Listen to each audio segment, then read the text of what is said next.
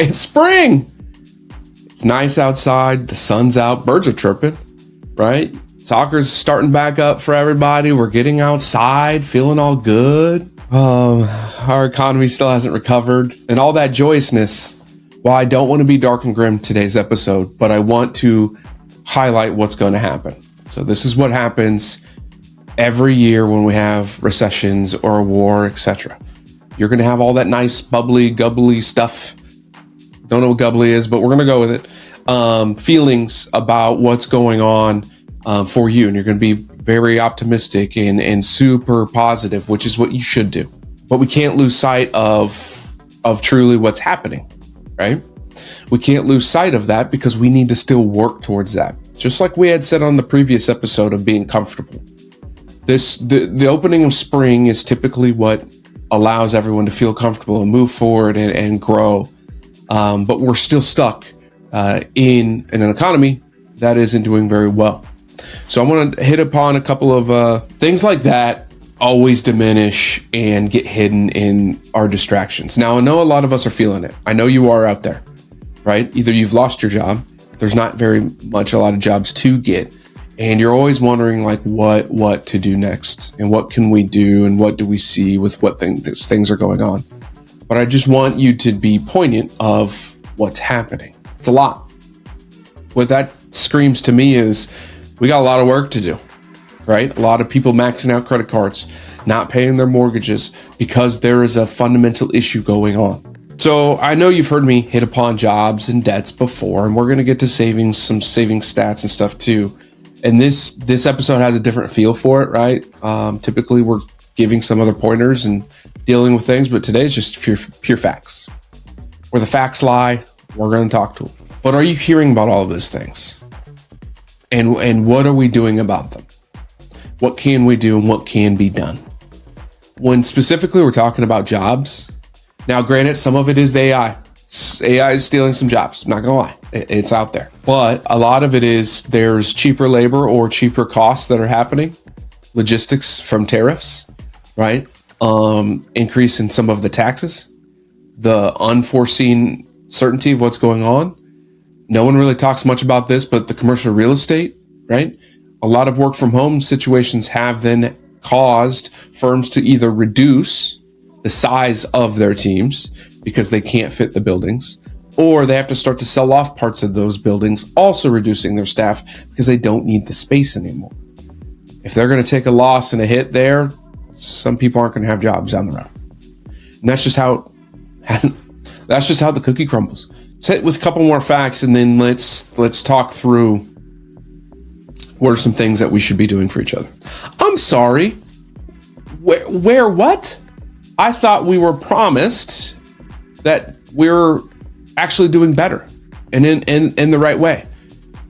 COVID makes sense, right? We all can agree.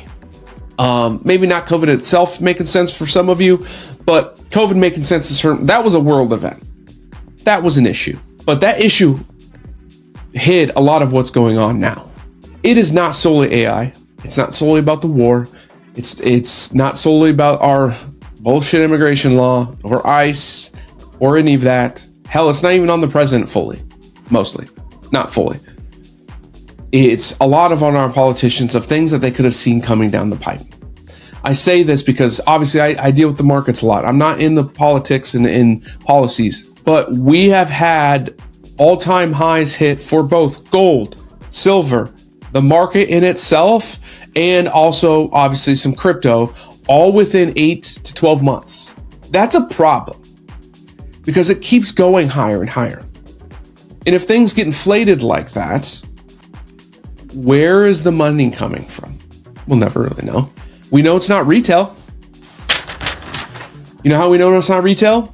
Because they're maxing out credit cards and delinquent on those. They're delinquent on their car loans. They're delinquent on mortgages. And they're being delinquent in general on other personal loans. So unless they're investing in the market, I don't know what's going on. I do know that we had a huge run in 2020 that allowed people to invest. And then they lost their asses off over the next few years and the money changed hands. But what can we do when their salaries are not growing? Inflation, while I don't care what inflation reports are causing, beef prices are high. Okay, I'm a food guy, so I'm going to go with that. But ultimately, groceries are a lot higher. Cost of travel is higher. Right now, fuel is higher. Obviously, fuel is higher because of what's going on with Iran. So you tell me that this couldn't be foreseen. Which gets me to our point of what can we do, and how do we achieve these things? So I'm going to give you 3 pointers, 3 steps, 3 guides, whatever you want to call them. And we've just hit upon these as well in the No BS Wealth episode that's coming out with Dr. Renee Baker. So first and foremost is you need to do a complete deep dive into your financials. I know it's uncomfortable. I know you're not going to like it. We all hate the word budget, but you need to really, truly dive into those and see what I need for survival and what can bring me a little joy. Everything else, kick it. No extravagant shopping, none of that. Figure those things out. Okay. Second, how can we achieve saving any amount of money? $5, $10, $20, don't care. We need to be able to have enough safety net, $1,000, because that brings you a certain peace of mind that helps you grow and do the next step. Okay. This next step obviously isn't necessarily always for the business owners. This is for the everyday W-2 employee. Please go and watch the podcast episode with Dr. Renee Baker, where we talk about how you need to track your value, understand your true value, and take that to your manager, your owner, whoever the hell is above you, and demand what your true salary should be, your true hourly rate should be, based upon the facts that you bring because you're such a hard worker. That needs to occur. Your income needs to go up. That will help a lot of situations. So those 3 things, deep dive in all your financials, literally go line by line over the last 12 months and see what's going on, where you can do anything to help. 2, once you do, you're going to achieve at least $10, $20 that you can do. Make sure that you're saving to get to that $1,000 in savings. I promise you this, you will feel better about that situation and greater things will happen for you because you're in a better peace of mind. Third, go and get a raise. Obviously, for those that are lazy and not doing anything and don't have anything to prove, well, you're SOL. The rest of us who are working hard, go prove it and stand up for your wealth, your worth. Do those things. Again, at the end of the day, this economy is not recovering. You didn't vote for the war. You're not dealing with it, but we're feeling the price of all of it. And just because it's nice outside does not mean these issues are going away. I will say this though, go enjoy that damn weather. Okay. The sun is what we need. We need vitamin D.